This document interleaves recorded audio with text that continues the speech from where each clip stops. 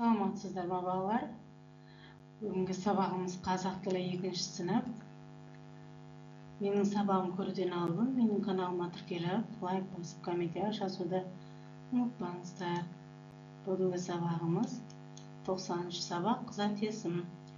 Дереккөздерден қажетті мәліметті табуды үйренемін. 23-ші жаттығу. Мәтінді түсініп оқы. Наурыз жаңа күн деген мағына береді. Наурыздың 21-нен 22-сіне қараған түні күн мен түн теңеледі. Наурыз біздің жаңа жылымыз. Әз күн мен түннің теңелер сәтінде жүріп өтетін ерекше бір гүл. Әз болмай, мәз болмайды деген сөз содан қалған. Әз өткенде күллі тіршілік, тіршілікке жан бітеді. Наурызда күн мен түн теңеледі деген неліктен айтатын дереккөздерден біліп ал. Мәтінді зат есімдерді теріп жаз. Наурыз, күн. Мәтіндегі зат есімдер не деген сұраққа жауап беретін сөздерді аламыз. Наурыз, күн, түн, гүл, әз, мәз, тіршілік, жан деген сөздердің барлығы зат есімге жатады екен. Ал наурызда күн мен түн теңеледі деген мағынасы бізде қыстан шығып, көктемге қарай, көктемдегі уақытмен осы жаздағы келатқан уақыт екі күн мен түн бірдей уақытта болады. Мысалы, күн 18-12 сағат болса, ал түнде 12 сағат. Күн мен түн бірдей болып теңеседі. Сондықтан наурызда күн мен түн теңеледі деп айтылады. Келесі жаттығуымыз 24-ші жаттығу. Өлеңді жатқа жаз.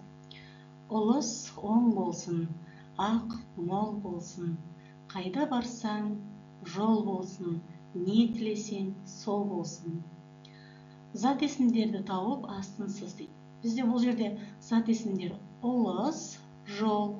Өйткені олар не деген сұраққа жауап беріп тұр. Ұлыстың астын сызамыз, жол деген сөздің астын сызамыз. Келесі жаттығуымыз 25-ші жаттығу. Жұмбақ өлеңді оқып, шешуін тап. Т-дан бастасаң, дақылдың бірі. Яғни бұл тары деген сөз шығады екен. С-дан бастасаң, бояудың түрі. Бұл сары бояу, яғни сары деп жазып қоямыз бұның тұсына.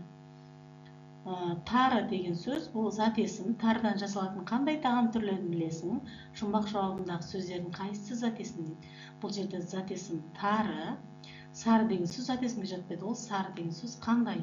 Сын есімге жатпайды. Тары деген сөз, тары бұл зат есім. Тарыдан жент, тары сөк, май сөк, талқан дайындауға болады. Бұрында әжелеріміз бала кезімізде тарыдан тамақ істеп беретін. Дәл осылай тарыдан не жасалатын жазып қойыңдар балалар. Келесі жаттығуымыз 26-ші жаттығу. Шығармашылық үзіліс. 26-ші жаттығуда оңнан солға қарай оқығанда жаңа сөз шығатын теріп жаз дейді. Мысалы, қолғанат. Қолғанатты оңға қарай оқысақ қолғанат шығады, солға қарай оқысақ ол басқа сөз шығады. Дұрыс емес.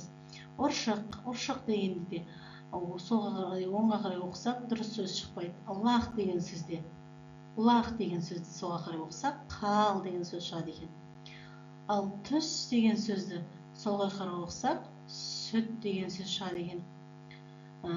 Кіші деген сөзді солға қарай оқысақ ішік деп шығады екен. Таза деген сөзді солға қарай оқысақ азат деген сөз шығады екен.